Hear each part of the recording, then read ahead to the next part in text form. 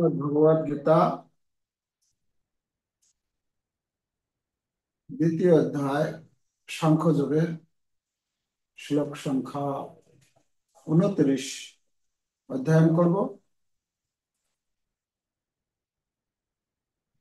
খুব সুন্দর শ্লোক। ভগবান শ্রীকৃষ্ণ আত্মতত্ত্ব জ্ঞান প্রদান করছেন। ভগবান শ্রীকৃষ্ণ এই দ্বিতীয় অধ্যায়ে তিনি অর্জুনকে আত্মা এবং শরীর সম্বন্ধে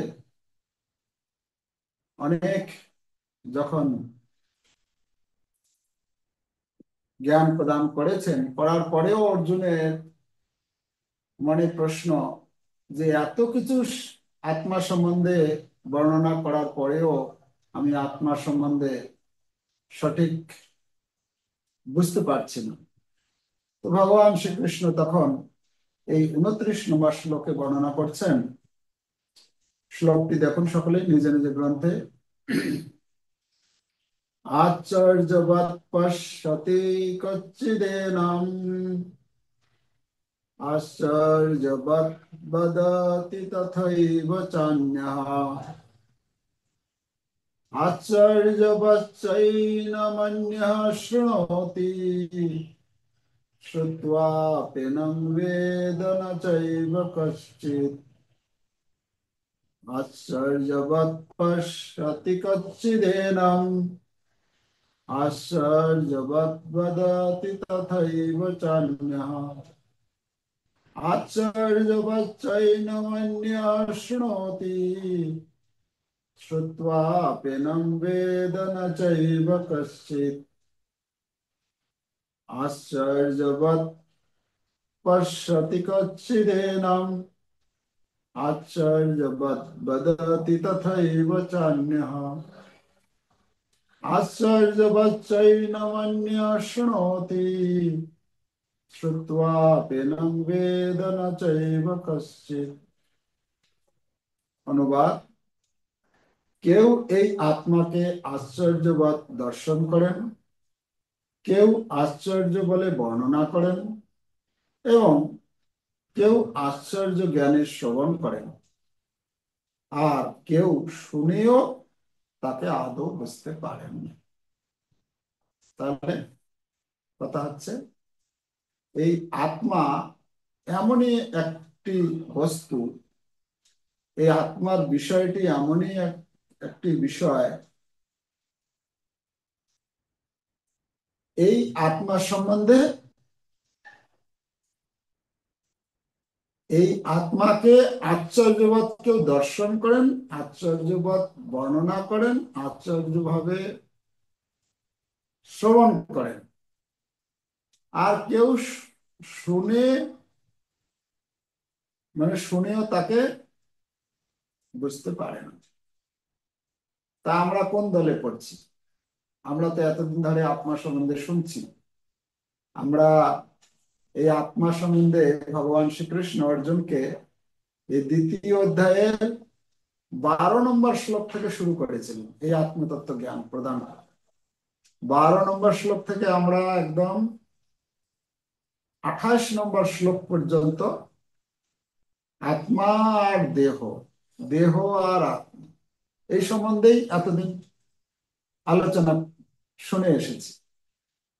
তাহলে আমরা কোন দলে পড়ছি? আমরা কি আত্মা সম্বন্ধে জানতে পেরেছি?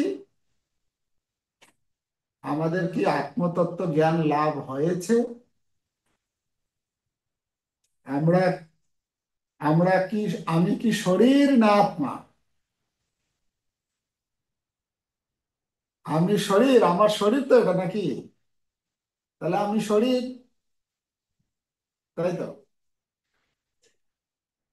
তো এখনো কনফিউশন আছে।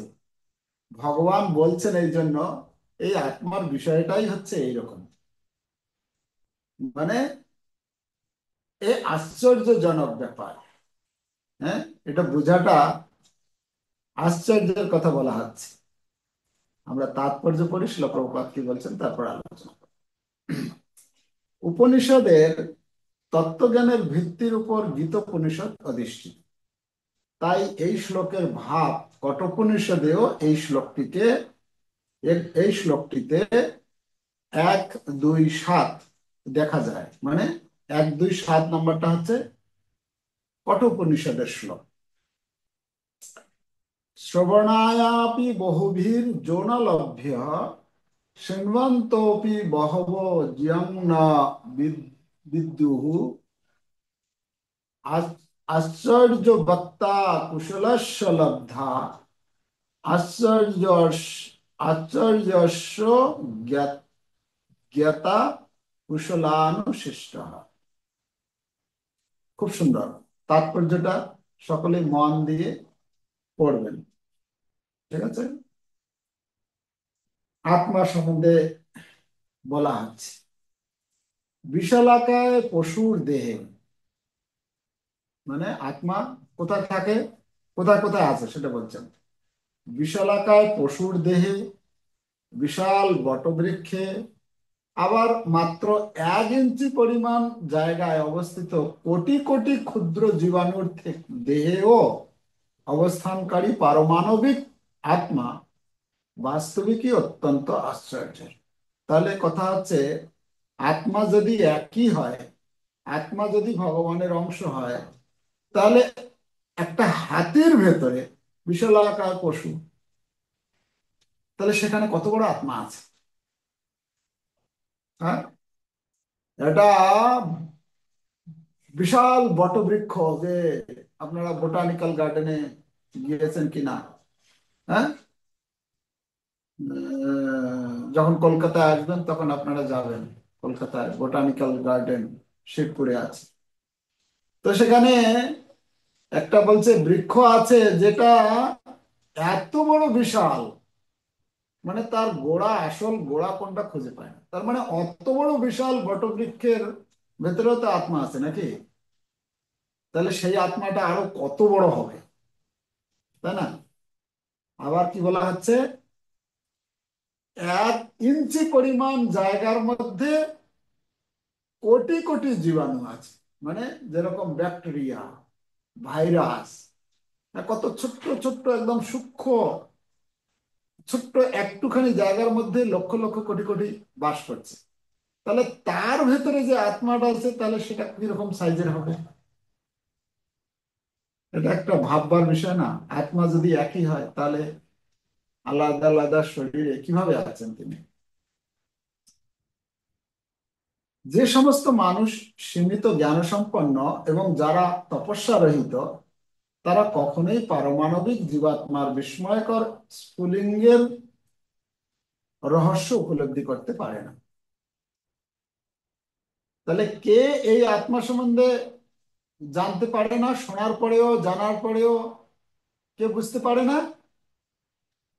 যারা, বলা হচ্ছে, সীমিত জ্ঞান সম্পন্ন, মানে যারা গীতা ভাগবত অধ্যয়ন করে না বা শ্রবণ করে না, তাদের জ্ঞানটা সীমিত থেকে যায়, তাই তারা বুঝতে পারে না। আর তপস্যা রহিত, মানে যাদের জীবন হচ্ছে উচ্ছৃঙ্খল জীবন, মানে কোনো শাস্ত্র বিধি নিষেধ কিছু জানে না, কিছু মানে না, কিছু পালন করে না, তারা এই জিনিসটা বুঝে উঠতে পারবে না বলছেন। তারা কখনোই পারমাণবিক জীবাত্মার বিস্ময়কর স্ফুলিঙ্গের রহস্য উপলব্ধি করতে পারে না। কিন্তু আমরা তো গীতা অধ্যয়ন করছি, আমরা আমরা লাইনে আছি। আজকে বুঝতে না পারলেও আমরা ধীরে ধীরে একদিন বুঝতে পারবো। কিছু কিছু বুঝতে পারছি, কিন্তু সেই সঙ্গে সঙ্গে বোঝার পরে যে উপলব্ধি, অনুভব, সেটা হয়তো এখনো আমাদের হয়নি। কিন্তু আমাদের ধীরে ধীরে ওই লাইনে যখন আছি, একদিন বুঝতে পারবো ভগবানের কৃপা হলে। আচ্ছা, তারপরে বলছেন, এমনকি বৈদিক জ্ঞানের মহান প্রবক্তা ভগবান শ্রীকৃষ্ণ, যিনি ব্রহ্মাণ্ডের প্রথম সৃষ্ট জীব ব্রহ্মাকে পর্যন্ত ভগবত তত্ত্ব জ্ঞান দান করেছিলেন, স্বয়ং ব্যাখ্যা করার পরেও তার মর্ম তারা উপলব্ধি করতে পারে না।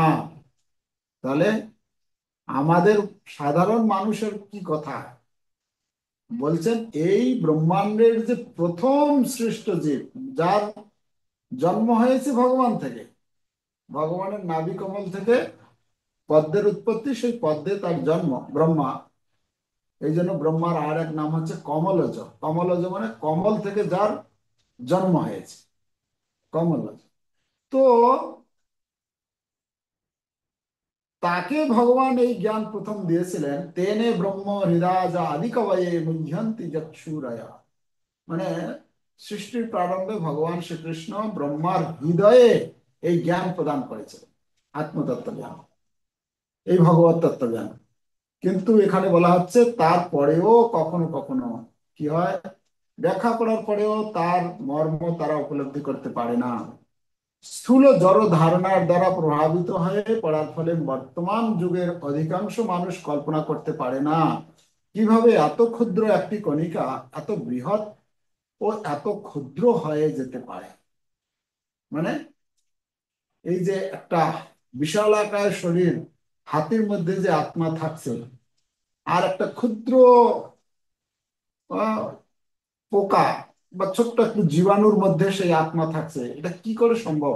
আত্মা এখানে এত ছোট হয়ে আছে কি করে, আর একটা বিশাল শরীরে কি করে, এত বড় শরীরে কি করে আছে, এটা বুঝে উঠতে বুঝে বোঝা যায়, মানে বুঝে উঠতে পারে না। তাই মানুষ আত্মার কথা শুনে অথবা আত্মার কথা অনুমান করে অত্যন্ত আশ্চর্য হয়। মানে মানে এটা মানে কল্পনা করতে পারেন এটা কি করে সম্ভব। বলছে একই আত্মা, আমরা তো জানি আত্মা মানে আলাদা, পশুর শরীরে যে আত্মা আছে সেটা আলাদা, মানুষের শরীরে আলাদা, আর একটা গাছপালা পশু পাখি কৃমিকীট আদি আলাদা আলাদা আত্মা হবে। কিন্তু এখানে শাস্ত্রে বলা হচ্ছে একই আত্মা, তাই একই আত্মা যদি হয় তাহলে আলাদা আলাদা শরীরে কিভাবে একসঙ্গে থাকছে এত ছোট বড় শরীরে।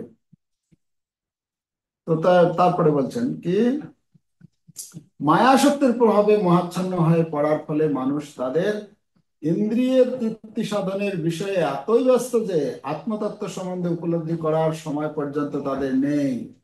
কিন্তু ব্যাপারটা হচ্ছে এই আত্মা সম্বন্ধে আমাদের জানতেই হবে। যতক্ষণ পর্যন্ত আমরা নিজেকে না, আত্মা সম্বন্ধে জানা মানে কাকে জানা, আমার আমাকে নিজেকে জানা। নিজেকে যতক্ষণ পর্যন্ত আমি জানতে না পারবো ততক্ষণ পর্যন্ত এই জগৎ থেকে আমি উদ্ধার পাওয়ার কোনো উপায় নেই। আমাকে জানতেই হবে নিজেকে, আমি কে আর আমি কোথা থেকে এসেছি, আমি কার অংশ, এই জগৎ কি, এটা আমাকে জানতেই হবে। তো বলছেন এখানে বর্তমান জগতের মানুষেরা এই বিষয় সম্বন্ধে তাদের সময় নেই জানা। মানে তারা এতটাই এতটাই মানে কি বলবো, এতটাই তারা ব্যস্ত তাদের জীবিকা নির্বাহের জন্য, এতটাই ব্যস্ত, তাদের এই আত্মা সম্বন্ধে জানার কোনো সময় তাদের নেই। তাদেরকে যদি বলা হয় আপনি গীতা পড়ুন বা গীতা ক্লাসে অংশগ্রহণ করুন, তারা বলে যে না আমার এখন সময় নেই। হুম। তো এটা দুর্ভাগ্যের বিষয়, বিষয় এটা। তারপরে বলছেন যদিও এই কথাটি সত্য যে এই আত্ম উপলব্ধি ছাড়া জীবন সংগ্রামে তাদের সমস্ত প্রচেষ্টায় শোচনীয় পরাজয় পর্যবসিত হবে, হয়তো তাদের কোনো ধারণাই নেই যে আত্মার সম্বন্ধে অবশ্যই জানার প্রয়োজন আছে এবং এইভাবে সমস্ত জড়জাগতিক ক্লেশের সমাধান করা সম্ভব।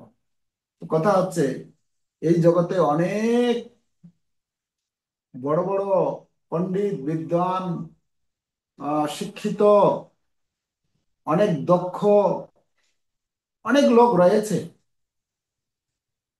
তারা তাদের অনেক জ্ঞান থাকলেও তারা এই যে মূল যে আমাদের এই মনুষ্য শরীর সম্বন্ধে যে জ্ঞান, আত্মা, দেহ, ভগবান, এই জগৎ, এইগুলি বিষয় সম্বন্ধে তাদের চিন্তা করার বা আলোচনা করার কোনো সময় তাদের জীবনে নেই।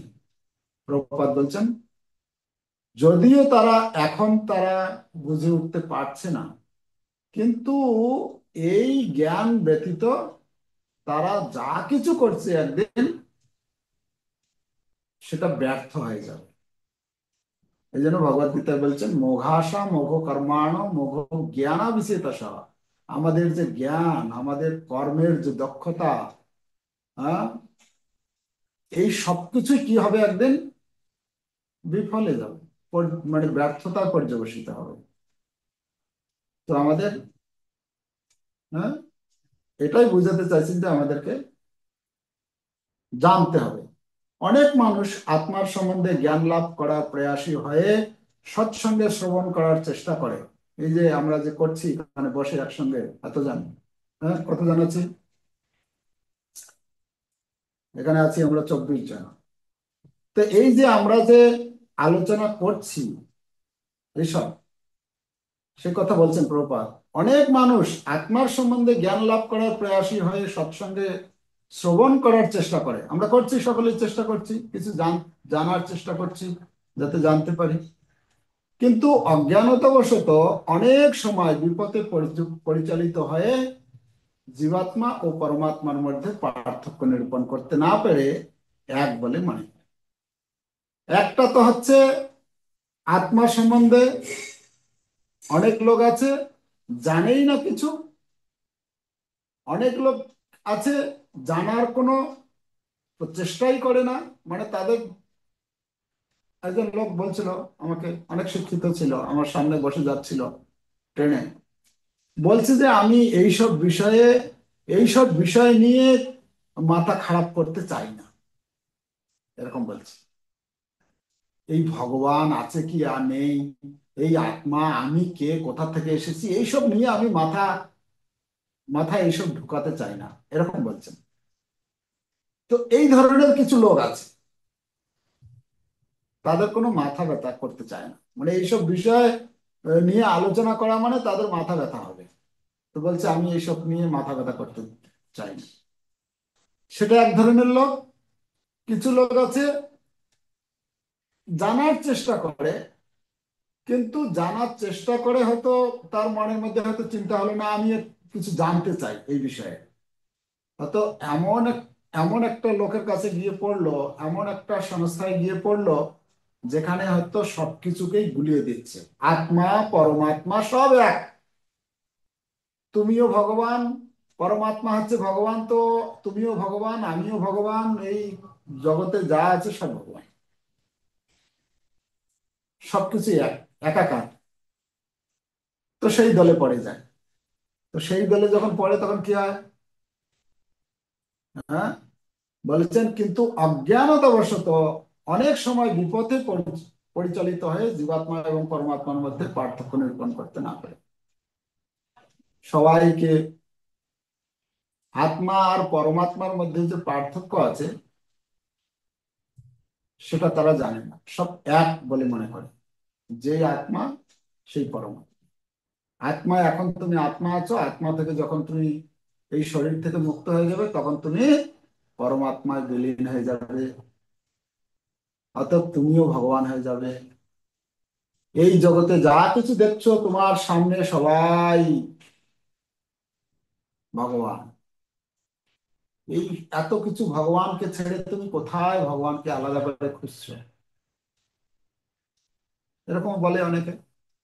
তো কথা হচ্ছে আমাদের আসল বিষয়, আসল যে তত্ত্বজ্ঞান সেটা লাভ করার জন্য সেই রকম জায়গায় যেতে হবে যেখানে আমি সঠিক তত্ত্ব জানতে পারবো। এখানে বলছেন এমন মানুষ খুবই বিরল যে জীবাত্মা পরমাত্মা উভয়ের কার্যকলাপ ও পরস্পরের মধ্যে সম্পর্ক এবং অন্যান্য পুঙ্খানুপুঙ্খ মুখ্য ও গৌণ তত্ত্ব যথাযথভাবে বুঝতে পারে।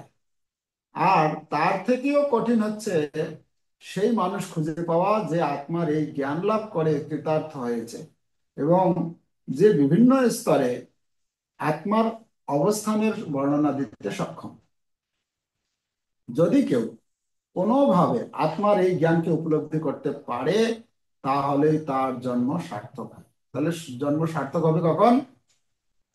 যখন আমরা এই আত্মজ্ঞান লাভ করতে পারি। এখানে বলছেন আত্মা আর পরমাত্মা দুটি এক নয়। আত্মা আর পরমাত্মার মধ্যে পার্থক্য কি?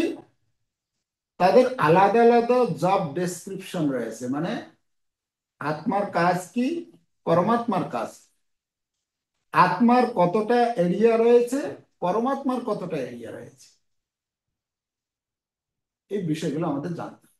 আত্মা আর পরমাত্মা, পরমাত্মা হচ্ছেন ভগবান, আত্মা হচ্ছে জীবাত্মা, ভগবানের অংশ, ভগবানের বিভিন্ন অংশ বলা হয়। পরমাত্মা হচ্ছে ভগবান। তো ভগবান কি করে? ভগবান একসাথে, একই সাথে অনেকগুলো শরীরের মধ্যে, অনেকগুলো মানে এই জগতে যেখানে যা কিছু হচ্ছে সবকিছু সম্বন্ধে তিনি সম্পূর্ণরূপে অবগত। তাই তাকে বলা হয় অভিজ্ঞ। অভিজ্ঞ মানে হচ্ছেন একই সময়ে এই বিশ্ব ব্রহ্মাণ্ডের, অনন্ত কোটি বিশ্ব ব্রহ্মাণ্ডের প্রতি অণুপরমাণুতে যা ঘটনা ঘটছে সবকিছু সম্বন্ধে তিনি পুঙ্খানুপুঙ্খ ভাবে অবগত। হচ্ছে পরমাত্মা। পরমাত্মা আমাদের ভেতরে রয়েছেন, শঙ্খ চক্র গদা পদ্ম ধারণ করে, ক্ষীরোদকশায়ী বিষ্ণু বলা হয়। তিনি আমাদের প্রত্যেকের হৃদয়ে অবস্থান করছেন। কিসের মতো? কিসের মতো অবস্থান করছেন? সাক্ষী রূপে, অনুমোদন কর্তা রূপে। ভগবদ গীতায় বলা হচ্ছে ভগবান কি রূপে রয়েছেন? গতির ভর্তা প্রভু সাক্ষী নিবাস শরণাংশরে। মানে মানে তিনি আমাদের গতি। অন্যত্র বলা হচ্ছে অনু উপদ্রেশ উপদ্রষ্টা অনুমন্তা যা ভর্তা ভক্তা মহেশ্বর। তিনি হচ্ছেন কি? উপদ্রষ্টা। উপদ্রষ্টা মানে তিনি, আমরা যা যা কর্ম করছি প্রত্যেকটি কর্মকে তিনি দর্শন করছেন। উপদ্রষ্টা অনুমন্তা, অনুমন্তা মানে তিনি অনুমোদন করেন। যতক্ষণ পর্যন্ত তার অনুমোদন না হয়, আমরা বলি না কথায় কথায়, তার কথা মানে ভগবানের ইচ্ছা ব্যতীত গাছের পাতাও নড়ে না। আমরা বাংলা একটা প্রবাদ আছে না? তো ভগবানের ইচ্ছা ব্যতীত গাছের পাতাও নড়ে না মানে তিনি যতক্ষণ পর্যন্ত, ততক্ষণ পর্যন্ত কোনো কিছুই কার্য সম্পাদন হয় না। আমরা যখন পরবর্তীতে আরো গীতা যখন এগিয়ে যাব, আমরা এই বিষয়ে আরো বিস্তার আলোচনা করব। তো পরমাত্মার কাজ হচ্ছে, পরমাত্মা তিনি আমাদের হৃদয়ে রয়েছেন, আমাদের সুখ দুঃখ যা কিছু সবকিছু তিনি দর্শন করছেন। তার কাছে যে যতটা প্রপত্তি স্বীকার করে, মানে তার শরণাপন্ন হয়, তাকে তিনি ততটাই বুদ্ধি প্রদান করে থাকেন। বুদ্ধি, আমাদের বুদ্ধি যেরকম, এটা আছে কুবুদ্ধি, একটা সুবুদ্ধি। সুবুদ্ধিটা ভগবান থেকে আসে, আর কুবুদ্ধিটা আমাদের মন থেকে আসে। ঠিক আছে? তো এটা হচ্ছে ভগবান, ভগবান যা করেন ভগবানের একটা কাজ। আর আত্মার কাজ কি? আত্মার কাজ হচ্ছে শুধুমাত্র এই শরীরের মধ্যেই যা কিছু হচ্ছে ততটুকু সম্বন্ধে আত্মা জানে। আত্মা এই শরীরের বাইরে, এমনকি শরীরের বাইরে তো দূরের কথা, এই শরীরের ভেতরে কোথায় কি হচ্ছে জানে না আত্মা। যদি কোনো রোগ হয় তখন কি করি আমরা? ডাক্তারের কাছে যেতে হয়, ডাক্তারও বলতে পারে না, সে আবার মেশিনের মধ্যে ঢুকায়। হয়তো বডি বডি মেশিনের ভেতরে ঢুকিয়ে পরীক্ষা করবে, না হলে সে বডির কোনো একটা রস, রক্ত নিবে, বা কোনো একটা স্ক্যান করবে, ইত্যাদি দিয়ে বিচার করে বলে হ্যাঁ তোমার এই রোগটা হয়েছে।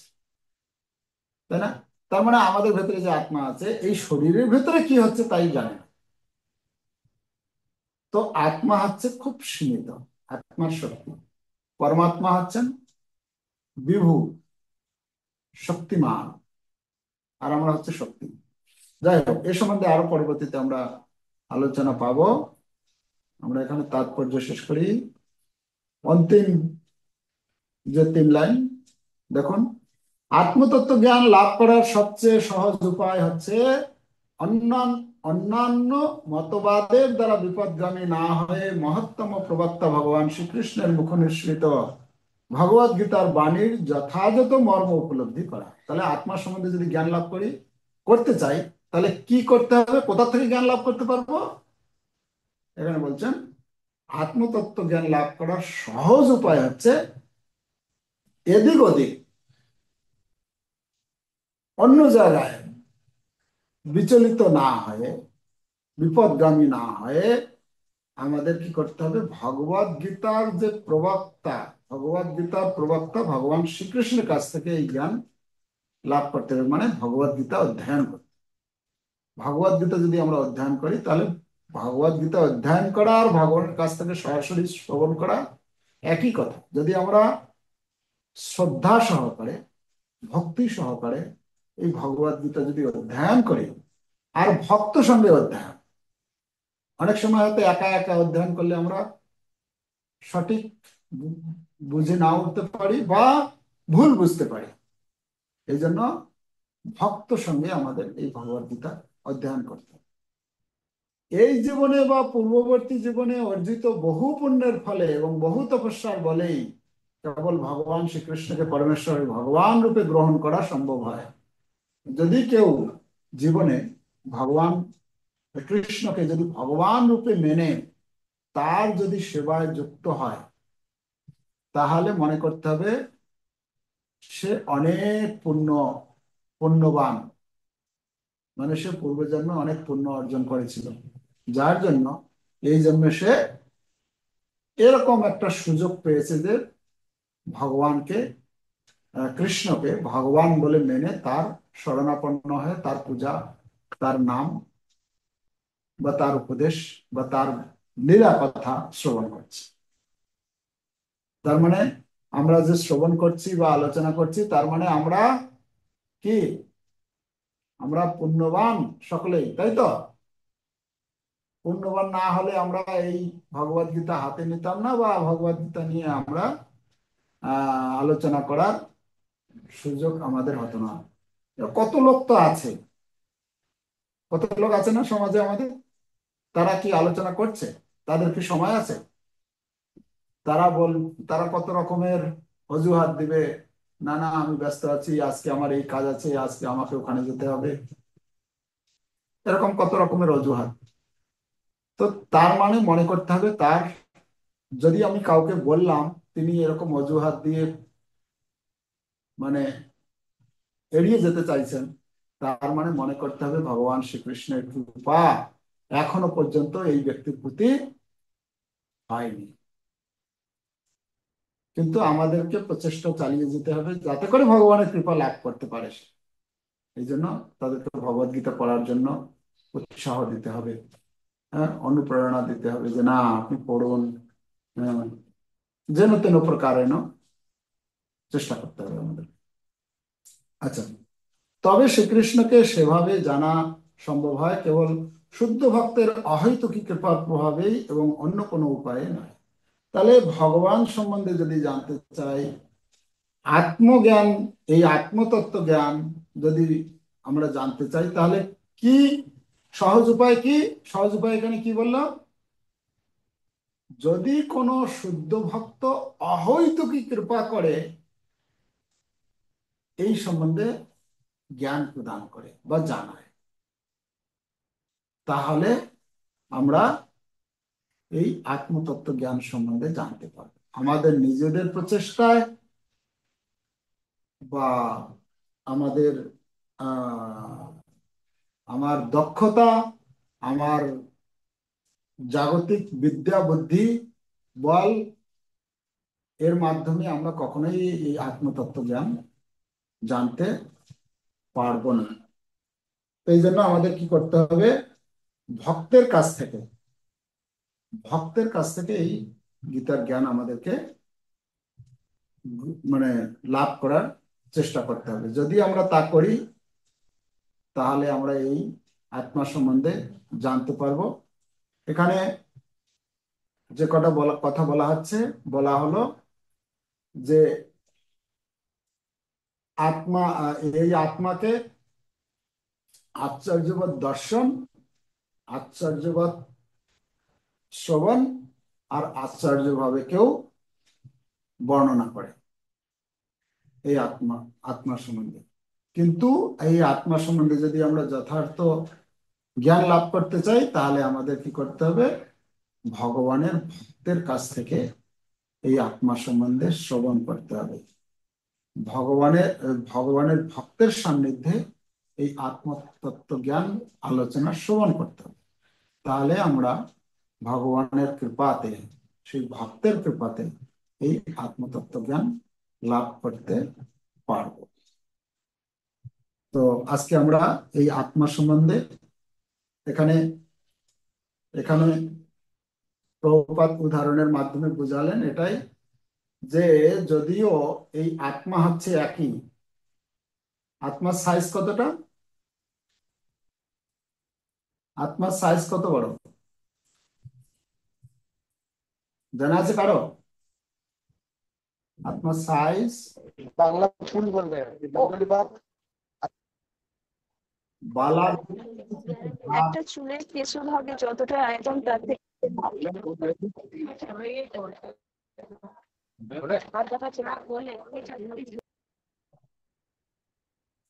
একটি চুলের অগ্রভাগের 10,000 ভাগের চুলের কেশু ভাগ হচ্ছে আত্মার।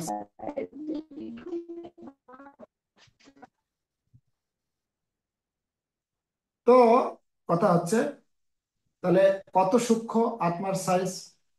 এখন সেই যে সূক্ষ্ম 10,000, একটা চুলের অগ্রভাগের 10,000 ভাগের এক ভাগ হচ্ছে আমার সাইজ। আত্মার সাইজ মানে কার সাইজ? আমার সাইজ। আমার সাইজ, আমি আমি কত বড়? আমি অনেক বড়, আমি পাতলা, আমি বেটে, আমি মোটা, এটা আমার সাইজ না। আমার সাইজটা হচ্ছে, আমার সাইজটা কত, চুলের অগ্রভাগের 10,000 ভাগ যদি করা হয় যেটা হবে সেটা হচ্ছে আমার সাইজ। আর আমি এই শরীরটার মধ্যে রয়েছি। এই শরীরটা যখন অচল হয়ে যাবে, মানে থাকার উপযুক্ত আর থাকবে না, তখন আমি এই শরীরটাকে ত্যাগ করে আবার একটা নতুন শরীর, অন্য কোনো শরীরে স্থানান্তরিত হবে। সেটা এই শরীরে থাকা অবস্থায় যা আমি কর্ম করলাম সেই কর্ম অনুসারে আমাকে একটা আলাদা একটা পরবর্তী শরীর দেয়া হবে। সেটা কে দেন? সেটা প্রকৃতি দেন আমাদের। আর প্রকৃতি প্রকৃতি প্রকৃতি আমাদেরকে এই শরীর দেন কারণম গুণ সংঘর্ষ সদাসৎজনী জন্মস্ব। সৎজনী আর অসৎজনী মানে ভালো শরীর, যেমন দেবতা শরীর, মনুষ্য শরীর, এগুলো হচ্ছে সৎজনী। অসৎজনী হচ্ছে কি পশু পাখি, মানে নিকৃষ্ট জনিগুলো, নিকৃষ্ট যে প্রজাতি রয়েছে সেই শরীরগুলো হচ্ছে অসৎজনী। সদসৎজনী এটা কিসের বলা হয়? কারণম গুণ সংঘর্ষ। যখন আমরা যে গুণের প্রভাবকে আমরা এই শরীরে বেশি বৃদ্ধি করব, কার্যকলাপ করব, সেই রকম কার্যকলাপ করার ফলে সেই গুণের দ্বারা আবদ্ধ হয়ে আমি সেই রকম একটি শরীর ভগবান আমাকে, প্রকৃতি আমাকে প্রদান করবে। আর এই প্রকৃতি কার নির্দেশে কাজ করেন? এই প্রকৃতি কাজ করেন ভগবানের নির্দেশে। ভগবান বলছেন মায়াধ্যাক্ষেণ প্রকৃতি শুয়াতে সচরাচর। তো প্রকৃতি আমাদেরকে একটা শরীর দেয়। তাহলে আমাদেরকে জানতে হবে আমি কত বড়। আমি কত বড়? আমি আমি হচ্ছি একটা চুলের 10,000 ভাগ, অগ্রভাগ, একটা চুলের অগ্রভাগের 10,000 ভাগে। তাহলে যদি আমি জানি, তাহলে আর কারোর সঙ্গে ঝগড়া করব না, বা কারো উপরে শক্তি প্রয়োগ করব না, কাউকে কন্ট্রোল করার চেষ্টা করব না। কেন? আমি কত বড়? আমরা যখন কারো উপর আধিপত্য করতে চাই, তখন কি মনে হয়? আমি বিশাল বড়, তাই না? এরকম মনে হয় না? তবে তো আমি আরেকজনকে কন্ট্রোল করার চেষ্টা করি, তাকে দাবানোর চেষ্টা করি। কিন্তু আমি যখন জানবো যে আমার আমার সাইজটা হচ্ছে কত ছোট, তখন আর আমি অন্যের উপরে মিথ্যা অহংকার বশত আমি কারো উপরে আধিপত্য বিস্তার করার চেষ্টা করি। তো যাই হোক, আজকের আজকের পাঠের মূল বিষয় হচ্ছে আত্ম আত্মা সম্বন্ধে জ্ঞান। আত্মা সম্বন্ধে অনেকে অনেক ভাবে এই আত্মার বর্ণনা করে, অনেকে অনেক ভাবে শ্রবণ করে, অনেকে অনেক ভাবে দর্শন করে, অনেকে দর্শন করেও শুনেও বুঝে উঠতে পারে না। বোঝার উপায় কি? এই ভগবান শ্রীকৃষ্ণের যে মুখনিসৃত বাণী ভগবদ গীতা অধ্যয়ন করা, এটা একটা উপায়।